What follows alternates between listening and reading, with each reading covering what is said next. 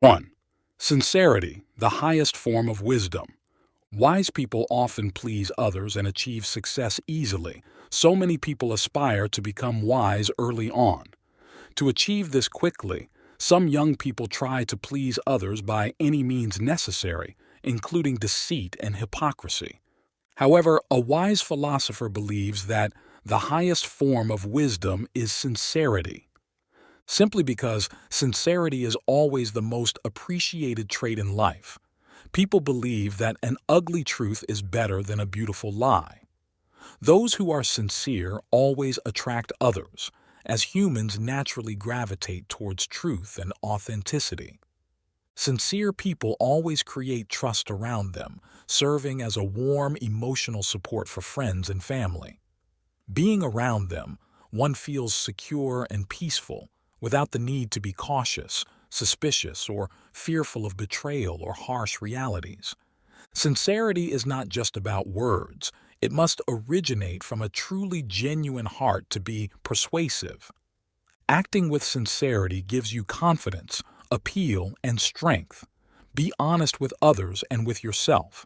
To do this, accurately assess yourself, avoid self-deception, and do not deceive others. However, all sincerity must be expressed with tact, kindness, and cultural sensitivity. Otherwise, it can come off as crude and hard to accept. Distinguish real wisdom from mere cleverness or cunning, which is used solely for personal gain. Living among a community of sincere people is like moving towards a paradise on earth. 2. A lesson. The young girl was surprised that her father refused to throw away the old car in their garage. Their family was quite wealthy, owning 2 or 3 new cars. Yet, the old car remained there over the years, with a dent in the front door. One day, she asked her father, "Dad, why don't you throw away the old car or sell it?" Her father replied, "Sweetheart, it's a keepsake and a lesson for us." "A lesson?" the girl wondered. "Yes, let me tell you about it. One day before you were born, I had just bought this latest model car and was on my first long drive. As I was driving, suddenly something hit the front door hard. I quickly stopped and got out to check. There was a dent in the front door, and not far away, a girl about your age was waving at the roadside. Next to her, there was a wheelchair and another young girl sitting on the ground. I was furious and ran towards the girl, thinking, let's see if you can escape. But the girl didn't look like she was trying to run away. When I approached, she said, "Sir, please forgive me. Please don't be angry. I threw the stone because that was the only way you would stop. I had to do it because I've been trying to get someone to stop for 3 hours to help lift my sister into the wheelchair. I'm too weak to lift her myself. We had fallen." I was taken aback and quickly helped the girl lift her sister back into the wheelchair. 3. Living in the present. Why today matters most. For today, there are 2 days of the week we shouldn't worry about. One is yesterday, with all its mistakes, worries, sins, silly shortcomings, aches, and pains. Yesterday is gone. All the money in the world can't bring back yesterday. We can't undo a single action we've taken or take back words we've said. Yesterday is long gone. Another day we shouldn't worry about is tomorrow, with its potential foes, life's burdens, overflowing promises, and poor execution. The sun of tomorrow will either shine brightly or be hidden behind clouds, but either way, it will rise. And before it does, there are no threats for tomorrow because it hasn't yet come to be. So that leaves us with just one day, today. Anyone must strive to live just for today. It's not really what happens today that drives people mad. It's regret for what happened yesterday and fear of what tomorrow might bring. 4. The broken bowl. In a city, there was a blacksmith who had a single son. He cherished his son greatly because he had always been extraordinary. The son was both handsome and talented, making his father very proud. One day, the son was unfortunately involved in a car accident. He survived but lost both of his legs. Feeling hopeless, he spent his days sitting quietly in his room, staring out the window. In a moment of deep despair, he tried to take his life by overdosing on sleeping pills, but fortunately, his father found him in time and rushed him to the hospital, saving his life. The next day, when the son woke up, the blacksmith brought him some food. In anger, the son knocked the food tray over. Pointing to a broken bowl on the floor, he said, "Dad, why did you save me? My life is now like that broken bowl, irreparable." The heartbroken father gently stroked his son's head, comforted him, and helped him lie back down.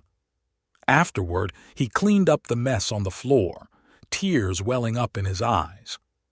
A week later, the son was back home and noticed a metal bowl on his table, which puzzled him. "Do you know the origin of this metal bowl, son?" What do you mean?" The son hesitated. "That's the ceramic bowl from before. I put it in the furnace, added some iron, and recast it into this metal bowl," his father explained.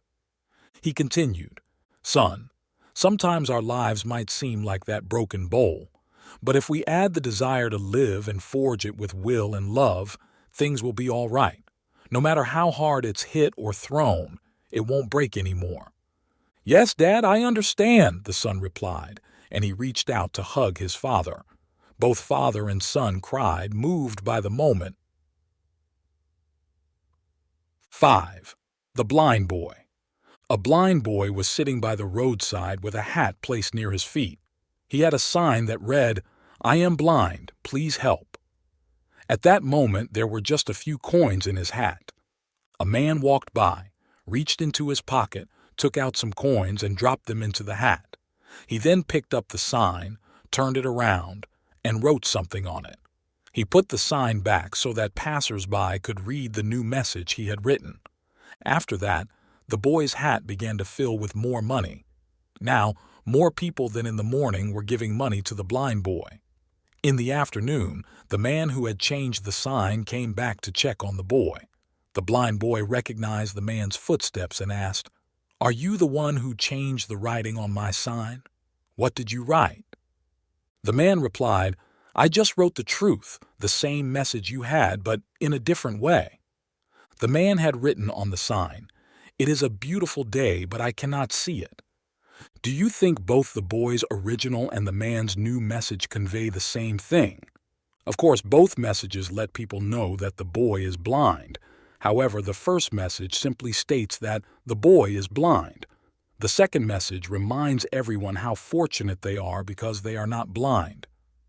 Now, do you see why the second message, written by the man, brought the boy more help? 6. Lesson on what money can't buy. There was a very stingy man who always pinched pennies and hesitated to spend anything. He saved his whole life and amassed a large fortune. Unexpectedly one day, death appeared and demanded to take him away. It was then he realized he hadn't enjoyed his money at all.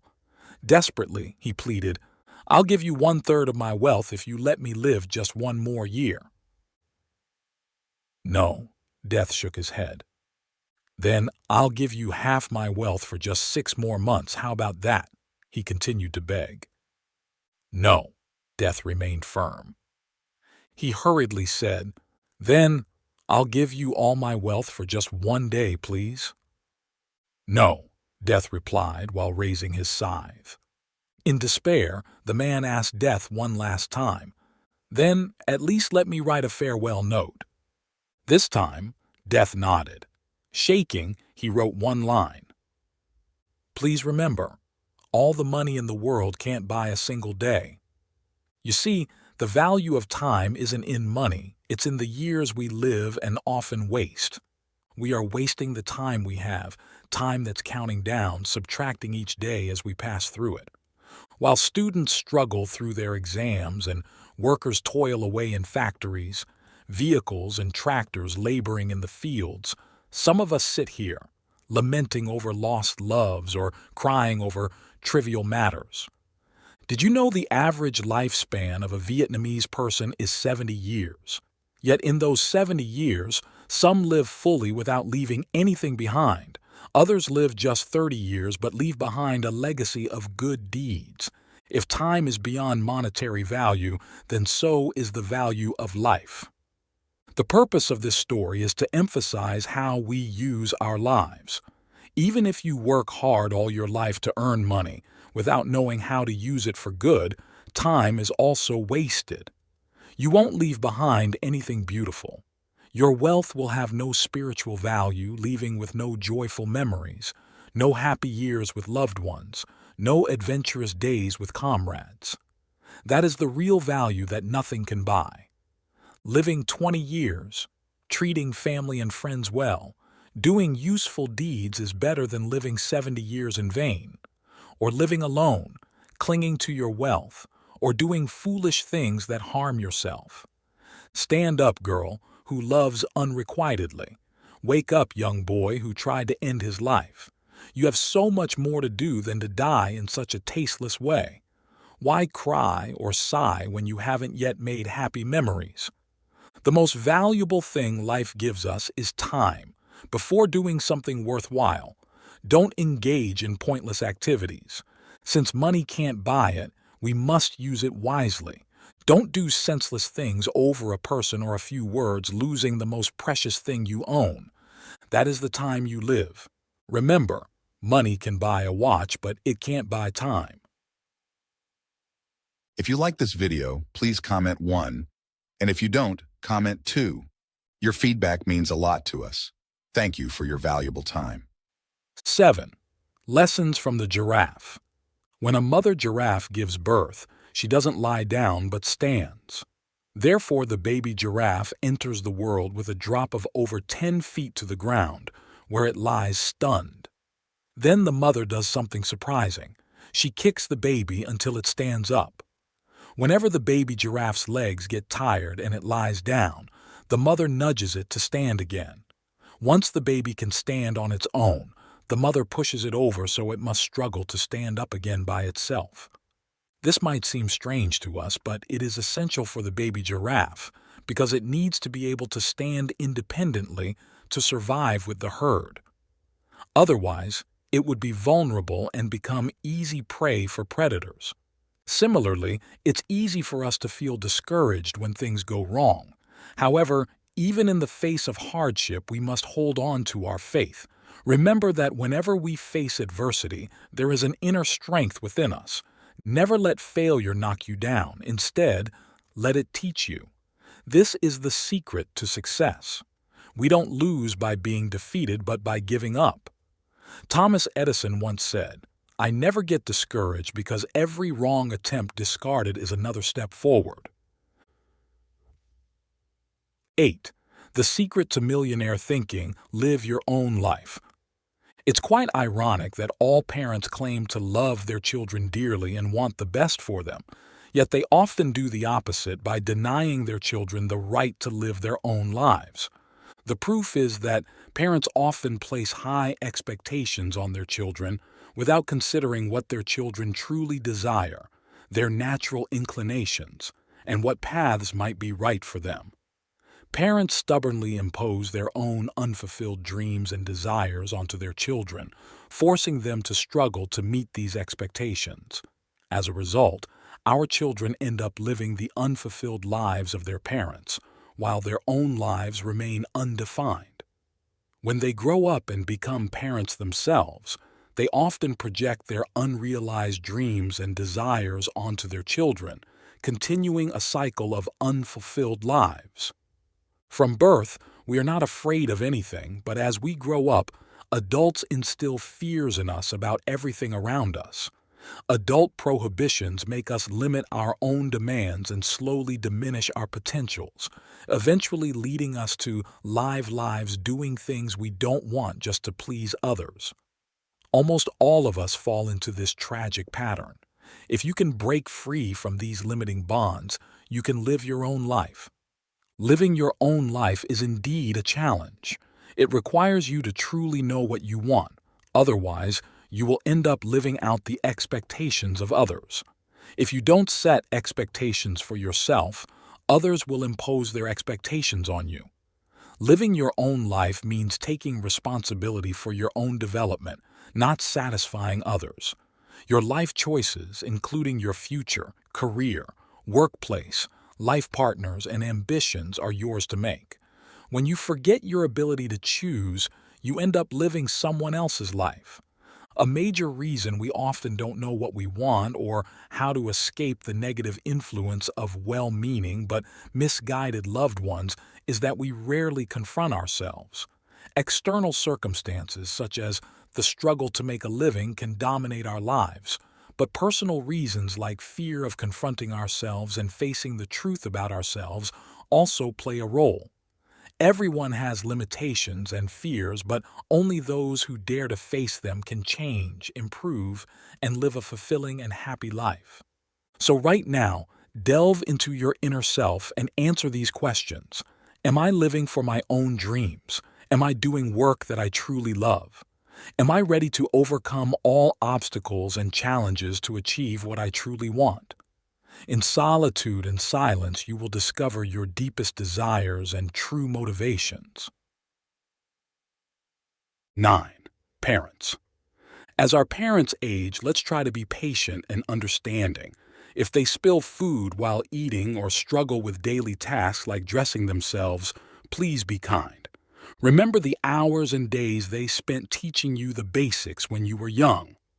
If they repeat the same stories over and over again, don't interrupt them. Listen instead. When you were a child, you probably asked them to read the same story every night until you fell asleep, and they did it for you. If they can't bathe themselves regularly, don't scold or feel embarrassed.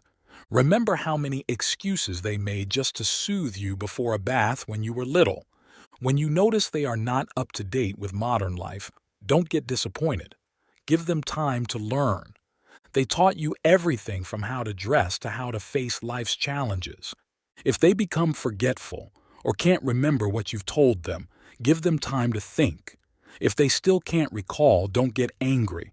The most important thing for them is to be with you and hear your voice. If they're not hungry, don't force them to eat. They know their own bodies. When they can't walk as steadily, help them, holding their hand just like they guided your first steps. And a day may come when they say they don't want to live any longer. Don't be angry or sad. You'll understand and empathize when your time comes.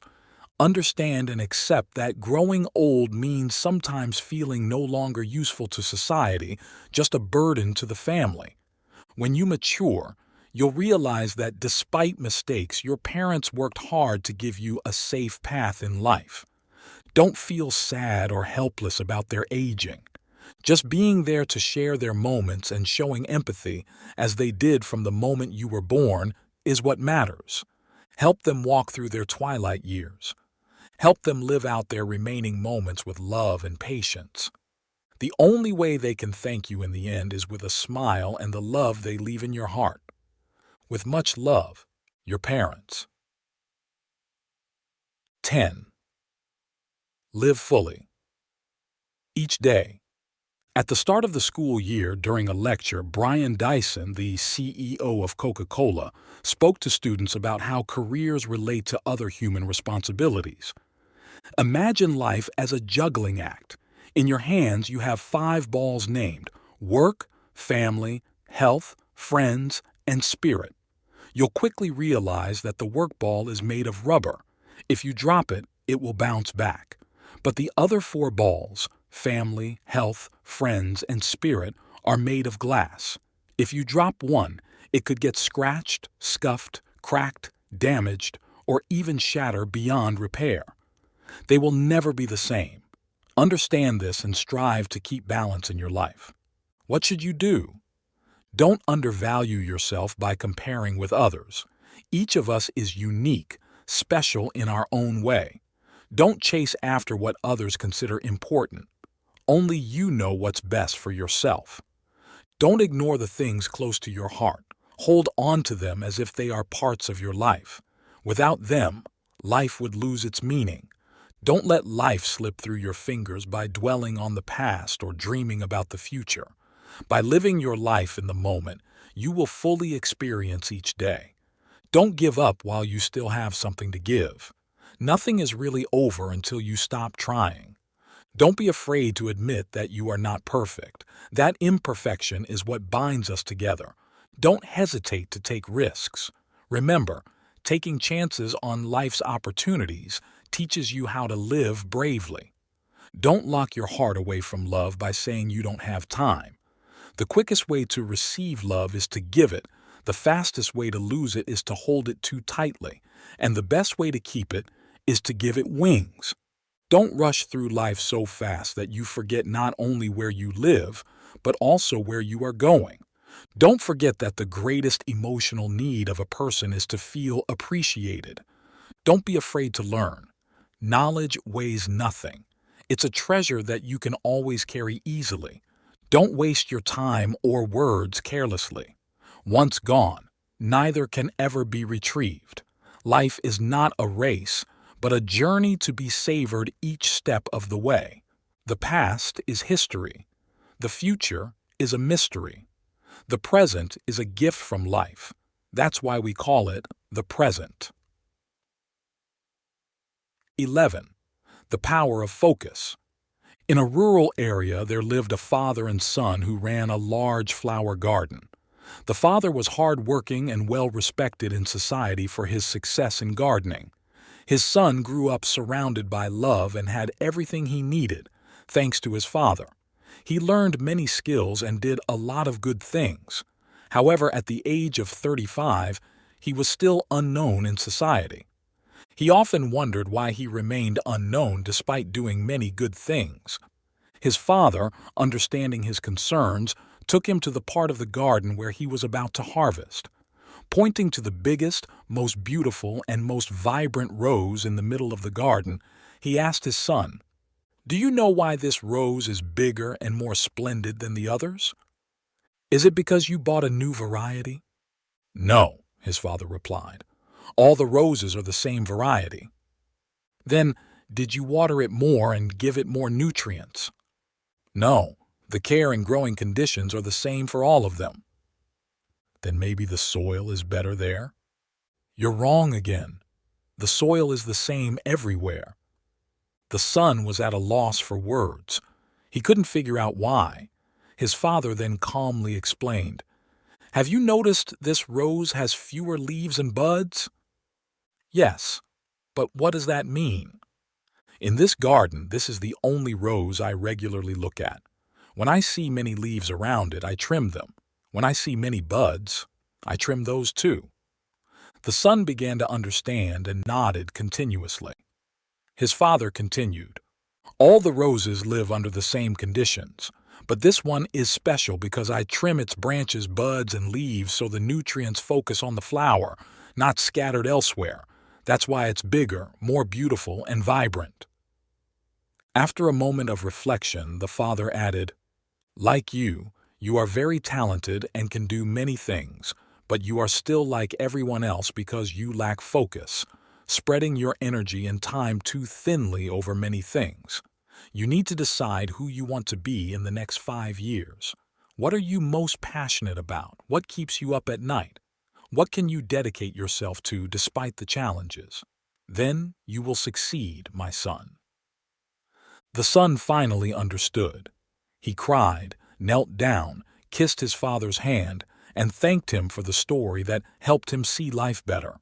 So, my friends, everyone has many interests and choices in life and career. But if we don't learn to let go of some to focus on what we truly want, we might always remain unknown.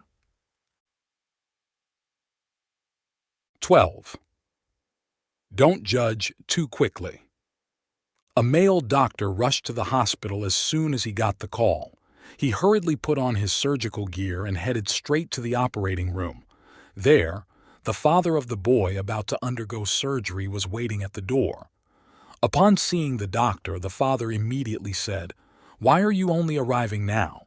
Don't you know my son is in critical condition? Do you even take your job seriously?" The doctor calmly replied, I'm sorry I wasn't on call, so I wasn't at the hospital. But as soon as I got the call, I came straight here. Now, I need a moment to focus before starting the surgery." The father, angered, retorted, "Focus? If it was your child in the emergency room, could you remain calm? What would you do if your son was about to die?"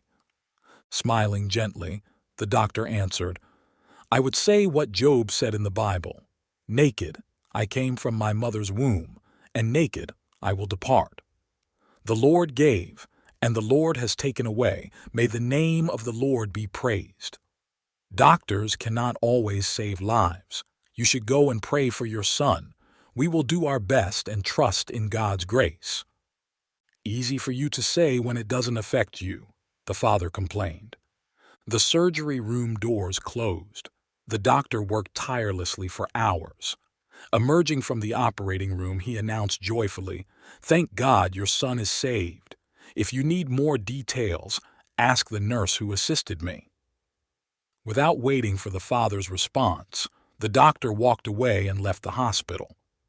As soon as he saw the nurse approaching, the father exclaimed, "What kind of person is so arrogant? He didn't even spend a few seconds to update me on my son's condition." The nurse, tears streaming down her face, slowly responded, "The doctor's only son died yesterday in an accident. Today he was arranging his son's funeral. Yet he came immediately to save your son upon receiving the call. Now he's going back to continue with his own son's funeral arrangements." Don't judge others quickly. You never know what their life is like, what they are going through, and what they are struggling with. If you find these stories inspiring and they motivate you to take action, please comment 9. If not, comment 0. Your feedback means a lot to us. Thank you for your valuable time.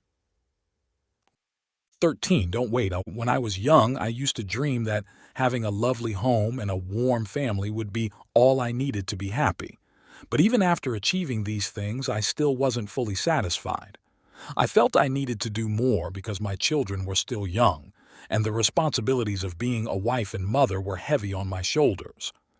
I comforted myself by thinking that things would be easier when the kids grew up and could take care of themselves without needing my special attention. However, just when I thought life should have gotten easier, new challenges arose. My children entered adolescence with all its emotional and physical changes, which kept me constantly worried. Again, I tried to convince myself that everything would be better once they got through this phase. Over and over, I imagined a perfectly happy, peaceful life, perhaps when my children were settled, or my husband and I got a new car, or when we retired. But the truth is, there is no better time than now to feel happy. Life is always filled with challenges. We need to work through them to survive, but we shouldn't let that stop us from enjoying the happiness and joy life offers. Alfred D. Souza once said, "I used to think that if I could get past the current difficulties, everything would be okay and I would have time for myself and be happy. But it seemed like the obstacles never ended. There was always another unsigned contract, another deadline to meet, another debt to pay. And so, the life I was waiting for always seemed to be just a promise in the future.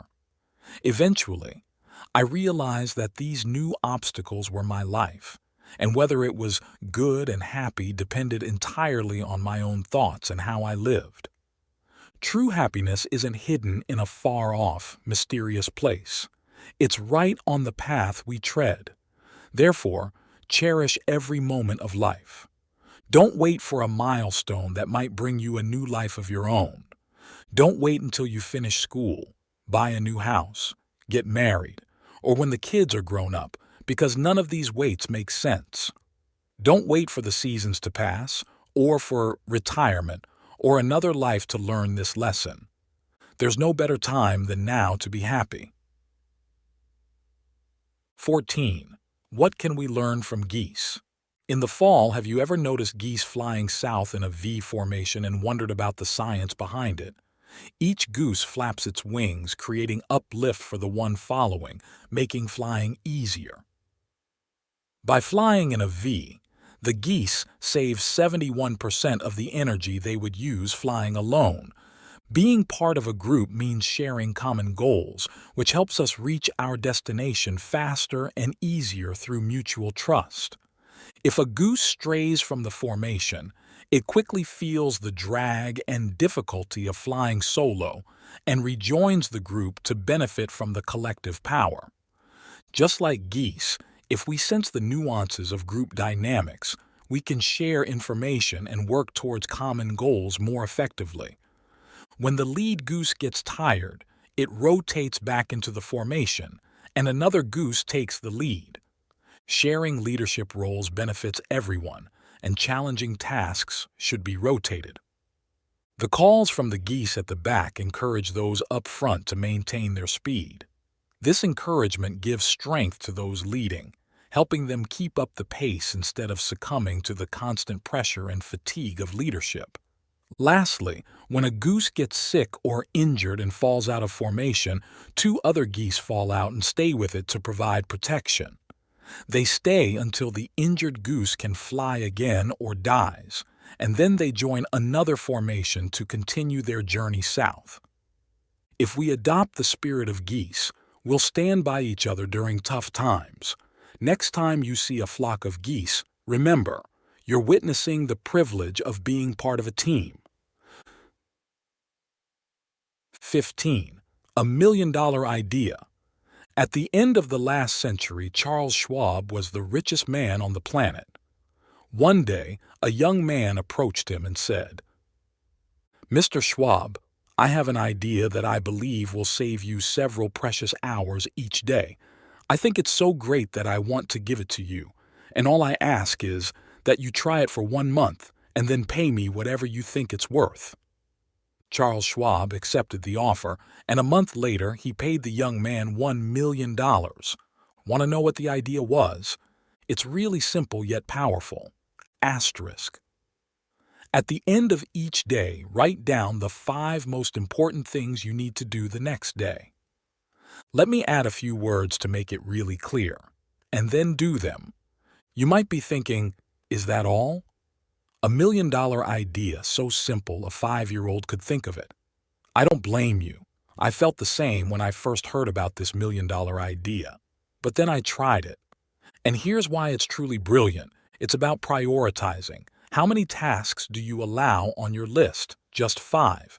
Never more than 5, and they must be the 5 most important ones, not the easiest, quickest, or most urgent. It allows for carryover. Suppose you have a really busy day and you only complete 3 out of the top 5 inches list. Are you upset or frustrated? No need. In fact, you might be relieved because now you know exactly what your top 2 tasks for the next day are. It demands action because you are using the top 5 important tasks list as the basis for your actions the next day, and they are crystal clear. 16. Staying calm at life's crossroads. Since I was young, I thought that doing well in school would mean the end of struggles, but nothing in life is absolute. Throughout my life, the idea that excellence equals happiness has been replaced by many other concepts that don't include the word excellence. Both my parents are war veterans. They have never lacked courage or the willingness to sacrifice. Their youth was spent during years of war along the Truong Sun Range, enduring hunger, malaria, and exposure to chemical toxins. When peace was restored and reforms began, society no longer needed the physical sacrifice of the nation's children, something my parents had always been ready to provide. With my family's meager income, my parents' disabilities, and a brother affected by Agent Orange, my childhood was spent selling lottery tickets, doing odd jobs, and scavenging. On rainy days, my mom and I would sift through garbage bags, finding things that others had thrown out but could be recycled. Some people would chase us away because they didn't want us rummaging through trash near their homes. Back then, I thought I needed to excel in school for my parents. My mom always said that doing well would bring happiness. This concept became a principle, a rule in my mind, and I saw it as my life's purpose. I managed to bike 15 miles to school every day and got through high school. On the day of the college entrance exam, I wore an old pair of trousers that were too big. I had to hook them up on the first notch to make them fit, which made them look odd. Everyone looked at me differently. Overcoming that embarrassment, I was accepted into both a university and a college. I chose the college because it took less time to complete. During my 3 years in college, I survived by cutting costs, starting with skipping breakfast. It was tough at first, watching others eat while I was hungry.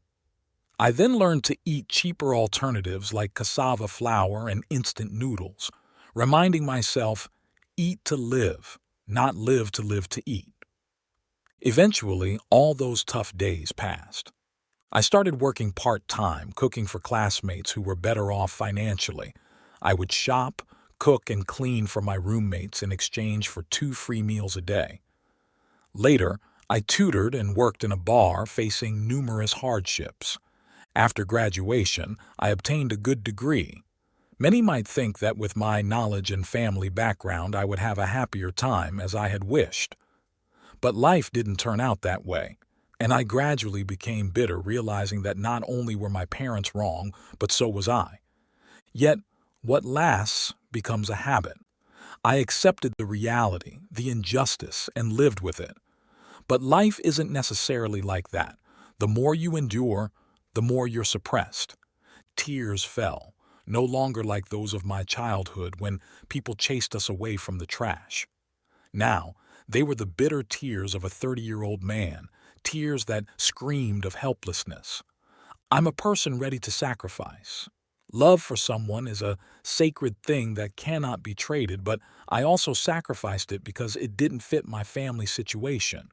A beautiful wife with a good job would be great, but she wouldn't be the one to care for my disabled parents in their old age. I chose a love that suited my circumstances, not just for myself or my heart. To the younger generation, you have many advantages over what I had. Use them well. Life will take you to crossroads. Stay calm and make wise choices for your path. 17. 8 essential principles for achieving success. 1. Balance family and work. Work is important, but it shouldn't overshadow everything else. A strong family support is crucial for success. It's the place for care and concern. Remember, your efforts are not just for personal gain, but for your family and community. So, the key to success in life is to balance work and family under all circumstances. 2. Value your time. It's essential to have time for work, rest, and spending moments with family and friends. Review your past activities and plan your future ones to manage your time efficiently. Valuing time will make your life more comfortable and meaningful. Never waste time for any reason, as it significantly contributes to success. 3. Maintain principles and beliefs. Without principles, reaching the pinnacle of success is impossible. Principles help shape your way of living and working, leading to effectiveness in both work and personal life. It's important to differentiate principles applicable to work from those in personal life. Correct and scientific principles are indispensable for modern-day success. 4. Passion, action, and perseverance. Time enables you to pursue your desires, and principles organize your life and work scientifically. Passion drives you to act and helps you persevere to achieve your goals. Perseverance strengthens your willpower and determination. Despite difficulties and failures, if you are persistent, you'll push obstacles aside and pave the way for better outcomes. 5. No regrets. A secret to success is not to dwell on regrets. Life will inevitably include unsatisfying or disappointing moments or missed opportunities. Instead of feeling sorry, view these experiences as lessons for achieving greater things. 6. Don't overextend yourself. Warren Buffett once said, "I don't like jumping over 7-foot bars. I look around for 1-foot bars that I can step over." Avoid setting overly ambitious goals that lead to exhaustion and disillusionment. Choose tasks that are manageable. A happy family and a job you love can make life significantly more fulfilling. Start with what you can do and gradually reach for higher goals. 7. Don't rest on your laurels. Success comes to those who strive and aspire continuously. If you stop learning after finishing a book, you won't gain more knowledge or skills. Life and work are full of challenges. Never settle for past achievements, but always plan new goals and work toward them. This relentless pursuit is what defines true success. 8. Dare to think and act. When starting any task, consider the risks and bravely face them. Remember, you can do anything you set your mind to. Don't let others tell you it's too difficult or a bad idea. Your life is yours to decide. If you only stop at ideas, success will never come. Principles, beliefs, and perseverance will empower you to pursue your desires. If you don't build your own dreams, someone else will hire you to build theirs. Don't let your dreams fade with time. Take action on your plans and establish life principles with determination and persistence. So at the end of your endeavors, whether successful or not, you will have no regrets. If you like this video, please comment 1. And if you don't, comment 2. Your feedback means a lot to us. Thank you for your valuable time. 18. The power of water. A boy known for his intelligence and forthrightness was also stubborn and opinionated. He often ended up arguing with his friends. Once, he fought with them because nobody took his side. Upset, he went home. His sister, seeing him distressed, asked, "What's wrong?" "I'm just really mad right now," he replied. "Did you get into a fight?" "They were all being unreasonable, so I reacted," he explained. His sister thought for a moment and then suggested, "It's stuffy in here. Let's go to the garden and talk." In the garden, she lit a fire with some dry leaves. As the flames grew, she fetched a piece of ice from the freezer and dropped it into the fire, saying, "It's said that water and fire were once enemies." Water, seeing the fierce fire and feeling weak, turned itself into ice, hoping its hardness would extinguish the fire. The ice melted into water upon touching the fire and quickly evaporated, but the fire continued to burn. She continued, but the ice, as soon as it touched the fire, melted and evaporated. She then used a garden hose to extinguish the fire, adding, "In the end, it was the gentleness of water that put out the fire." The boy silently pondered. "See," his sister concluded, "if you remain rigid and dictatorial, you'll be like the ice, only tough on the outside and quickly melting away in the face of heat. True strength is like water, gentle, enduring, able to erode even the hardest rock and extinguish fire. Water never stops flowing. It's incredibly adaptable, finding its way everywhere. And when water is furious, nothing can stop it. You see, things that seem weak can hold unmatched strength." 19. Golden butterfly. No family is perfect. We argue, we confront each other, and sometimes we don't even talk. But in the end, family is family, and the love is always there. Ever since I was a child, my biggest dream was to become a mother. I always told myself I would have 4 kids, 2 boys and 2 girls. Fortunately, that dream came true. I love my children more than anything. Many times I've stood silently at the doorway smiling as I watched them play in the yard. However, being a mother, it's hard not to worry about bad things happening to them. Sadly, the nightmare I feared most came true. One evening in June, there was a gentle knock at our door. My husband answered it and came back with terrible news. Our 14-year-old son, Josh, had been hit by a car and was gone forever. In the years that followed, time seemed to move slowly and indefinitely, as we struggled daily to adapt to life without Josh. Years later, on a beautiful spring day, my daughter Chelsea and I went fishing. The air was filled with the fresh scent of newly cut grass, and daffodils flaunted their vibrant yellow blooms. Everything around us seemed revived after the dry winter. We felt refreshed, if only for a day. With our bucket and fishing rods, we climbed over an old fence towards the stream behind the field. Hearing Chelsea's giggles, I stopped and turned to look at her. I was stunned to see at least 30 white butterflies swirling around her. It was a magical scene that immediately made me think of Josh. I wondered if he was trying to tell us something from heaven. I called out, "Josh, if you're here, send me a golden butterfly." I paused, waiting for Chelsea to catch up, and then told her, "If you see a golden butterfly, that means Josh is here with us." "How do you know that?" she asked. "Because I just asked him to show us." Then together we shouted, "Hey Josh, send us a golden butterfly so everyone knows you're still here." Praying silently, I hoped, "Dear Lord, please let Josh send us a golden butterfly." And suddenly, as if out of nowhere, a large golden butterfly with round wings fluttered in front of us. Both Chelsea and I were so amazed we were speechless. And then, in a blink, the butterfly was gone. But that didn't matter anymore. We had our answer.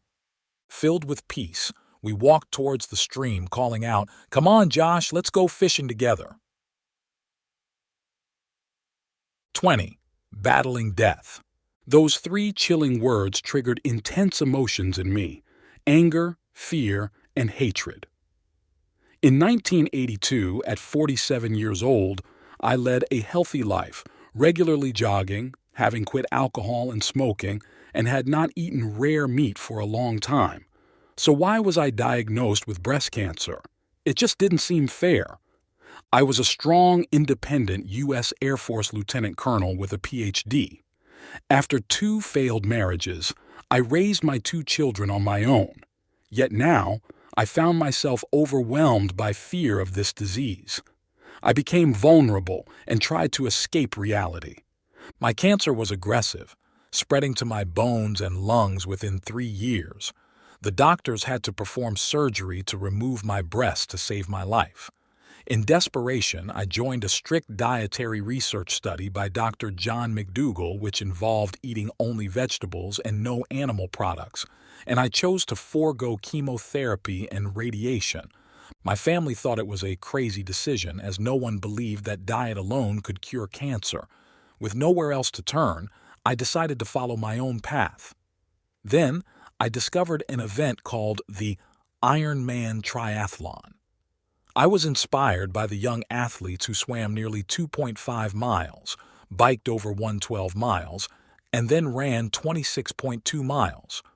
With my new diet, I felt healthier, lighter, and more agile, so I decided to train for the race. I swam until I couldn't lift my arms, biked until I couldn't pedal, ran until I couldn't run any further, and lifted weights until I could lift no more. To get used to competing, I participated in every race I could.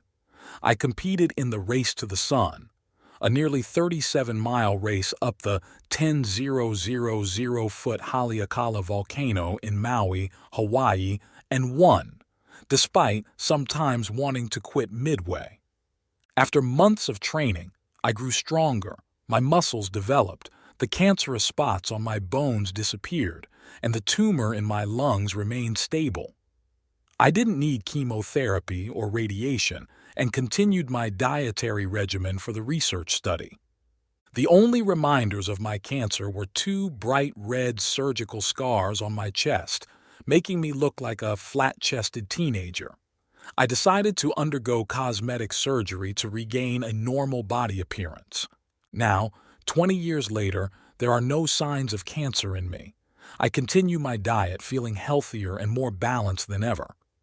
My bone density increased in my 50s and 60s, which is often considered impossible, as most people believe their bone density decreases with age. My blood pressure is 90/60. My cholesterol is under 150. I have 15% body fat, and my iron levels are optimal. To date, I have participated in the Ironman triathlon 6 times, along with over 100 other smaller triathlon events, 77 long-distance runs, and hundreds of shorter races. In 1999, I was voted one of the top 10 women with the most balanced bodies in America by Living Fan magazine. In February 2000, at a competition called the Age of Balance, I scored the same as a 32-year-old.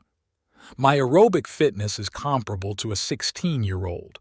I share my story of lifestyle change to overcome illness in the hope of helping others find the strength to fight disease and reclaim their lives from the grasp of death. 21. Starting over. 3 weeks ago, my husband, who had been with me for 25 years, passed away. Now, I'm left to manage our business and take care of both our home and family on my own. People say I'm doing a great job. I appear calm and find some comfort in fulfilling my role well. However, daunting questions still arise unexpectedly. Can the business support me and my daughter Lexi without Paul's help? What would we do if we had to sell the house?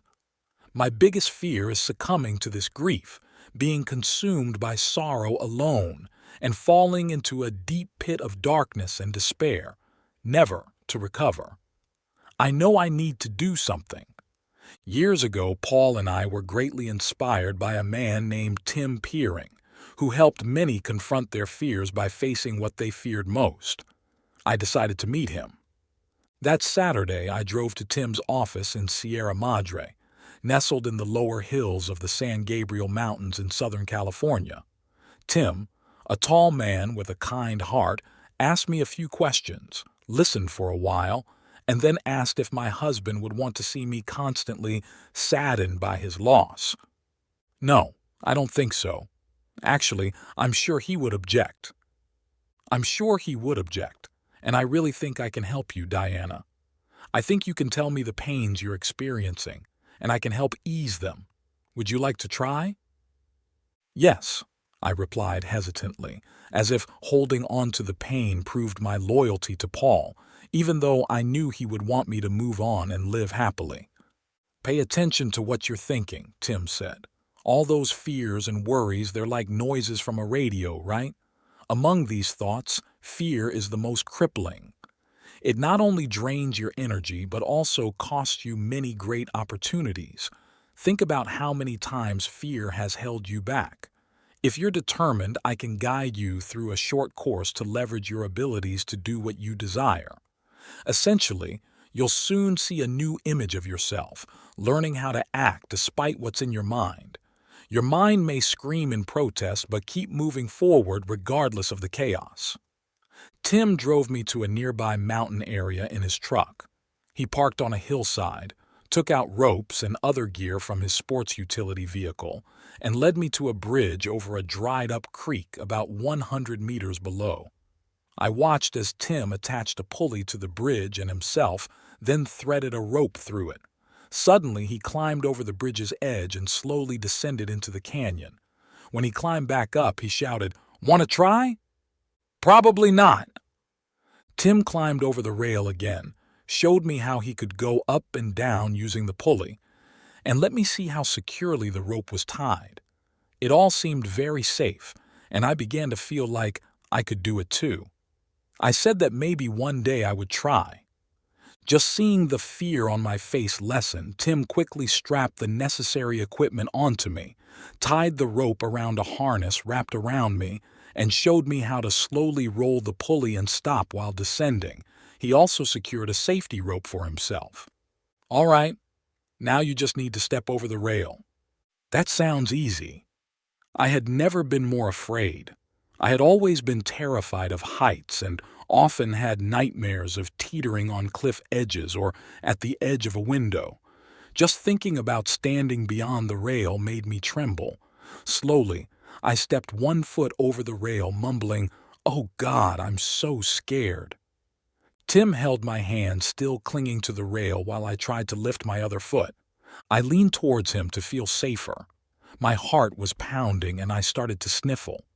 "Forget everything. It's your decision, Diana. You don't have to do this."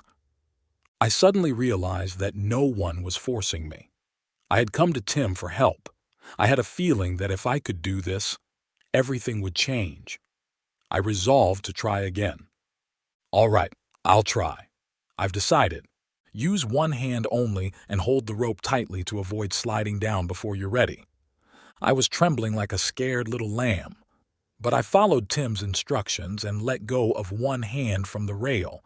Then came the crucial moment. I let go of the other hand and I swung in an arc over the canyon. So far, everything was okay. "Now lower yourself about half a meter, slowly." I did. At that moment, my fear turned into exhilaration. Using the pulley felt easy. It took a long time to reach the bottom of the canyon, but I enjoyed the view and the feeling of conquering my own fear. Tim slid down to meet me. "Look what you've achieved, Diana. You've succeeded." Indeed, I had. If I could do this, I could do anything else. I felt energized and stronger than ever. Then Tim took me to a shooting range and taught me how to fire an automatic pistol. This was also something I had never considered. I realized then that Tim wanted me to experience a different kind of fear, not the emotional fear of a woman who suddenly lost her husband, but a physical existence. I felt like I was reborn. "Diana, you've just done what you thought you could. This is a benchmark that allows you to reach new heights in every action, even when you're afraid. Whenever you face a tough task, just remember this experience and it will become easier. This was just a small task, just deciding to rappel down a bridge, but it will help you handle scary situations in the future. Whatever you think, you can do anything because you've decided. You've already opened the door to turn your dreams into reality, Diana." 22. Giving is receiving. First story. A man found himself lost in a vast desert. Exhausted and extremely thirsty, he was desperate for even a sip of water. After walking until his legs swelled and ached, he stumbled upon a shabby, dilapidated hut with no windows. Inside, he spotted an old, rusty water pump in a dark corner. Ignoring everything else, he hurried over and started pumping hard. However, not a drop of water came out. Disappointed, he noticed a small jar in the hut. After wiping the dust off, he read a message scratched with a stone. "Pour all the water in this jar into the pump, and before you leave, remember to fill the jar back up." Opening the jar, he found it indeed full of cool water. Now, he faced a dilemma. If he drank the water from the jar, he could survive. But if he poured the water into the rusty pump, it might yield fresh, abundant water from the ground. He weighed both options.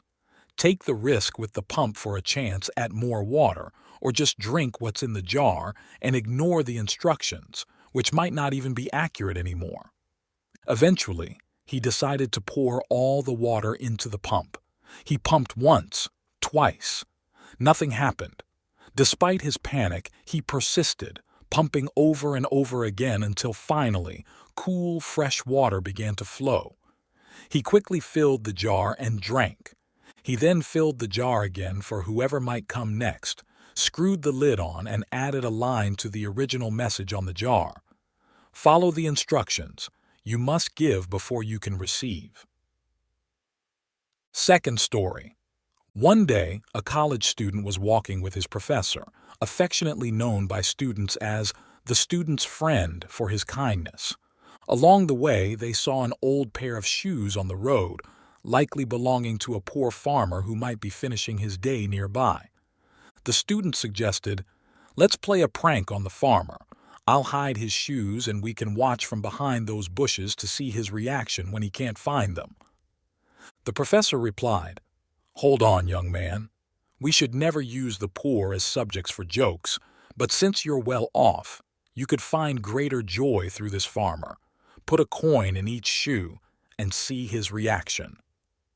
Following the professor's advice, The student placed a coin in each shoe, and then they hid behind nearby bushes. Soon, the farmer finished his work and came to put on his shoes and coat. As he slid his foot into one shoe, he felt something hard and discovered a coin. Astonished, he looked around but saw no one. He pocketed the coin, and as he put on the other shoe, his surprise doubled upon finding another coin. Overwhelmed, the farmer knelt down, looked up to the sky, and loudly thanked the generous, unseen hand that had provided just when his family needed it most, helping them out of a tough spot. The student was moved to tears by the scene. The professor then asked, "Do you feel happier now than you would have if we had gone through with your prank?" The young man replied, "Professor, you've taught me a lesson I'll never forget. I now truly understand the meaning of the phrase I never quite grasped before. It is more blessed to give than to receive." If you find these stories inspiring and they motivate you to take action, please comment 9. If not, comment 0. Your feedback means a lot to us. Thank you for your valuable time. 23. A mother's intuition. I checked the time. It was almost 4 p.m., time to leave the hospital. I'd been frequently visiting since my child was admitted. When Lisa had a prolonged cold, I took her to the hospital, and the pediatrician noticed her irregular heartbeat. "It's probably nothing serious," he reassured me, "but she should be thoroughly checked." 2 days later, my husband and I, along with our 4 other children, took Lisa to a hospital in Denver. We had planned to make it a fun trip, visiting a museum and stopping for lunch at a diner. Instead, we ended up eating in the hospital cafeteria while waiting for Lisa's EKG and chest X-ray results. Eventually, the doctor told us that Lisa had a condition called patent ductus arteriosus. Before a baby is born, blood bypasses the lungs. But when the child is born and starts breathing, this temporary vessel should close, he explained.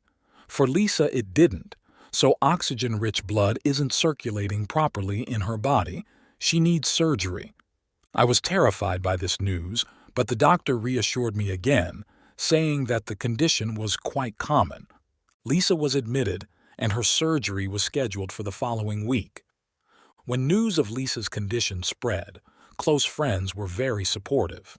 They sent gifts and helped take care of our other children. Consequently, I was constantly commuting between our home and the hospital. Each night, after Lisa fell asleep, I would drive home, only to return by 5 a.m. to be there before she woke up. This schedule meant I could barely spend time with our other 4 children, leaving them mostly in my husband's care. Today, my husband, a basketball coach, had a game and couldn't come home for dinner. Encouraged by the nurses, I agreed to leave the hospital early. I looked at the clock again. It was exactly 4 p.m. If I didn't leave soon, I might get stuck in weekend traffic. I knew I should go, but something made me hesitate. Well, another 5 or 10 minutes won't hurt.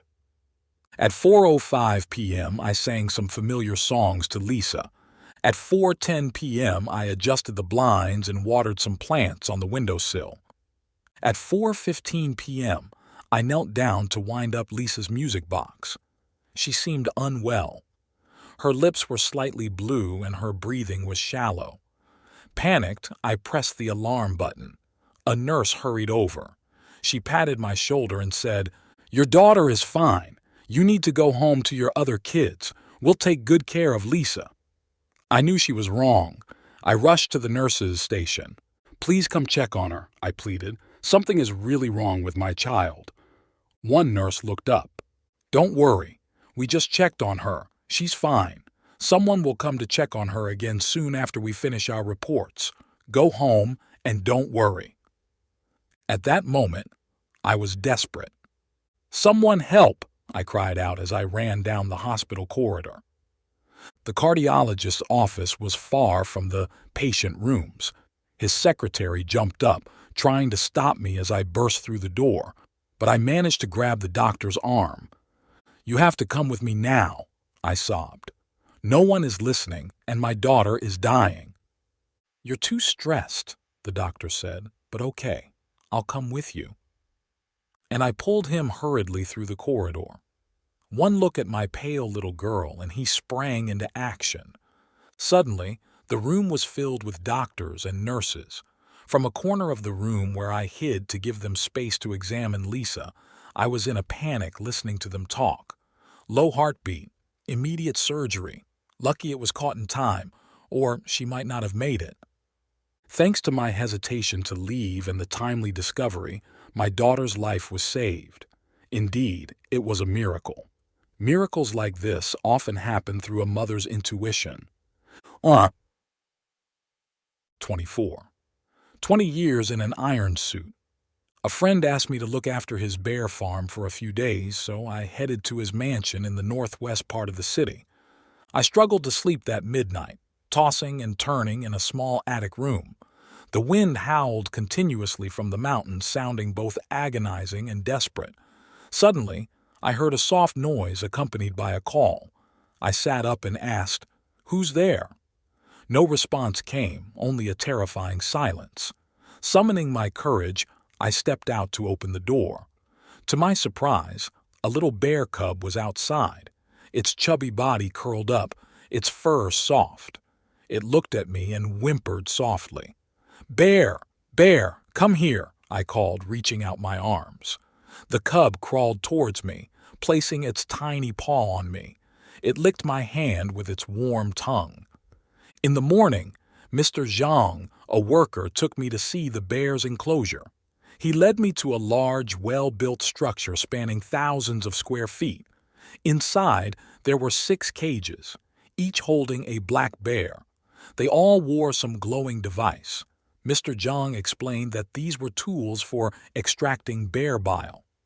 Currently, bear bile sells for 300 yuan per gram, he noted. He brought me to a cage, gestured inside, and said, "Let's start the extraction." I watched as 2 strong workers tied down a bear's legs and pulled at its stomach with thick ropes connected to a pulley system. As they tightened the ropes, the bear's stomach constricted and it moaned in pain. Suddenly, the bear let out a harrowing scream. Despite the limited space, its paws flailed, striking out as horrific sounds emerged from its mouth. Steel tubes were then lowered, and a blue substance flowed out. The workers gradually loosened the ropes, but the bear's screams continued. Tears rolled down the bear's cheeks, and like a human gritting its teeth in pain, it struggled against the agony. It was horrific. I couldn't watch any longer and turned away. Then I understood that the nightmarish screams I had heard were those of the bears. Mr. Zhang walked me out, and I shakily asked him, "Do you have any humanity? These are also living beings." Mr. Zhang calmly responded, "There's no other way. We do this to survive." After calming myself, I asked, "How often do you extract the bile?" He replied, "It depends on the situation. If there's a lot of bile, twice a day. If not, once every 2 days. Typically, a bear can produce 2,000 grams of bile annually for about 10 years. My heart felt like it would burst, knowing the bears endured this twice a day for 10 years, suffering 7,200 times. I said I needed to leave, but Mr. Zhang insisted I stay for a minor procedure on a cub, as he was representing Director Liu and couldn't leave without resolving any issues. Following his instructions, 4 workers restrained the cub. The small bear looked at us with fearful eyes, its gaze pleading. My eyes welled up. It was as though the cub was kneeling before me. Mr. Zhang ordered the procedure to start, and the bear despondently covered its head. The screaming began again. The most painful sounds I have ever heard. Then, something extraordinary happened. The large bear in the cage roared and leaped up. The workers holding the cub panicked. I froze, unable to move. The large bear rushed to the cub, trying to untie it but couldn't. It could only kiss the cub, holding it close and licking its tears, whispering comforts to its beloved child. The cub kept calling for its mother, seeking salvation for both of them. Suddenly, the mother bear shrieked in madness, tightening its grip on the cub's neck while screaming and straining, until the cub's body went limp and fell. The mother bear then let go, howling in agony. "My child, I can't save you, but I can't let you suffer any longer." The mother bear tore at itself, trying to pull out the steel tubes as blood flowed. She screamed wildly before collapsing. I was numb, questioning how I could escape this brutal bear room. The rest of the day, my mind was haunted by these gruesome scenes. I pondered, was the mother bear's act driven by maternal love? I believe it was an unbearable expression of that love. At that moment, the mother bear had no other choice but to end her child's suffering, a hellish pain endured for 20 years. Some bears, unable to bear the daily torment, commit suicide. To prevent this, humans have created iron suits, locking the bears inside. They cannot move except for their heads, which they continuously shake when bile is extracted. 25. The miracle of love. Nobody can predict where and when the spirit of love will appear.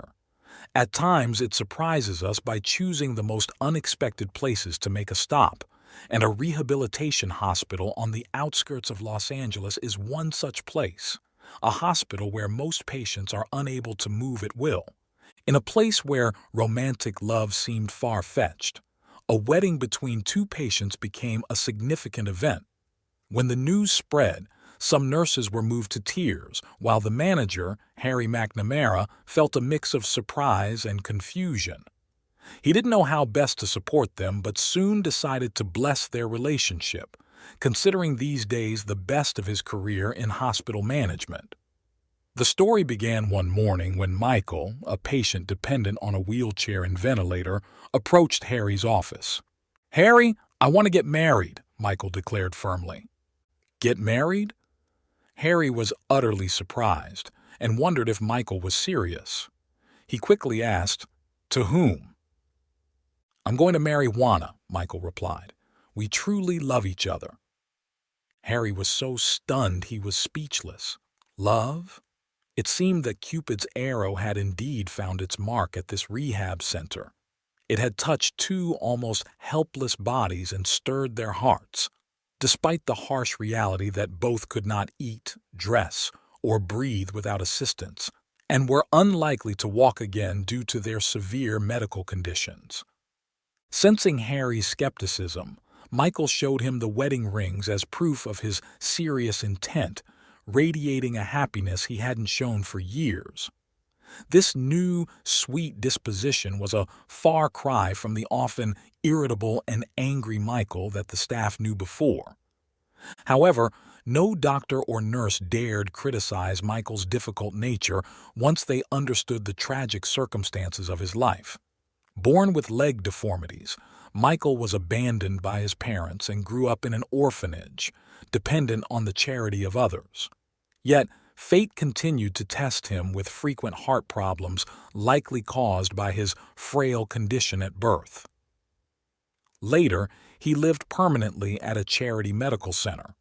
His disease and isolation turned him into a pessimist. At that center, Michael bonded with Betty Vogel, a 70-year-old volunteer he considered a mother figure who made him feel loved and cared for.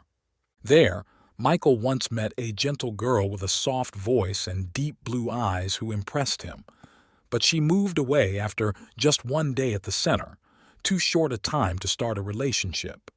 Eventually, the center closed and Michael was transferred to the rehabilitation hospital. He lost contact with familiar roommates and, worse, with Betty, his spiritual mother. From then, Michael's life became gloomier. His loneliness in the new environment turned him reclusive. He stayed in his dark room, never turning on the lights. Hearing this, Betty decided to visit, but Michael's spirits continued to decline. One day, hearing the familiar creak of a wheelchair outside his room, Michael saw it was Juana, the girl he had met at the medical center. It felt like fate, pushing him to act. When their eyes met, it seemed the world stopped. Maybe this was the moment God intended to change his life completely. Juana brought new life to his dreary existence. Michael began to see clouds and clear skies again, his life filled with new joys. He became more involved in hospital activities and socialized more. His once dark room was now always bright and sunny. Over time, his relationship with Juana deepened, their shared struggles forming a deep bond. He couldn't wait to propose to Juana, who had been wheelchair-bound since she was 14. Juana had faced health issues since childhood, making school a challenge. Her strict and abusive father only added to her fears of being unneeded one day. When Michael proposed, she was initially anxious, fearing the proposal might be a cruel joke. "Michael said he loves me, and I was so scared," Juana shared. "At first I thought he might just be playing with his feelings, but looking into his eyes, I saw sincerity." Juana eventually accepted, and they planned their wedding for Valentine's Day. Juana looked beautiful in her white satin wedding gown, embellished with pearls and designed to accommodate her wheelchair and ventilator. Harry, proud to officiate, led her into the hospital's common room, transformed into a chapel with a priest brought in for the ceremony. Despite the joy, Juana's face was tear-stained, tears of boundless happiness. Michael looked sharp in a white shirt, black coat, and a perfectly tied bow to cover his tracheostomy scar. Like Juana, he radiated immense joy. Nurses filled the windows, patients crowded the room, hospital staff crammed the corridors. Everyone gathered to witness this sacred moment, a storybook ending to a miraculous love story. It was truly magical, a first of its kind in the hospital's history. The wedding was not only a celebration for the couple, but a joy for everyone in the hospital. Janet Yamaguchi, head of the hospital's recreation department, had carefully planned everything. Staff contributed to buy red and white balloons, selected matching flowers, and prepared a romantic leaf-strewn aisle. The hospital chef even made a 3-tier lemon-flavored wedding cake. The ceremony went smoothly. Janet tied the couple's wheelchairs together with a white satin ribbon, symbolizing their union. After the ceremony, the priest emotionally declared, "I've officiated thousands of weddings, but this was the most wonderful. They overcame insurmountable obstacles to be together. Their love is beautiful and pure." If you like this video, please comment 1. And if you don't, comment 2. Your feedback means a lot to us. Thank you for your valuable time.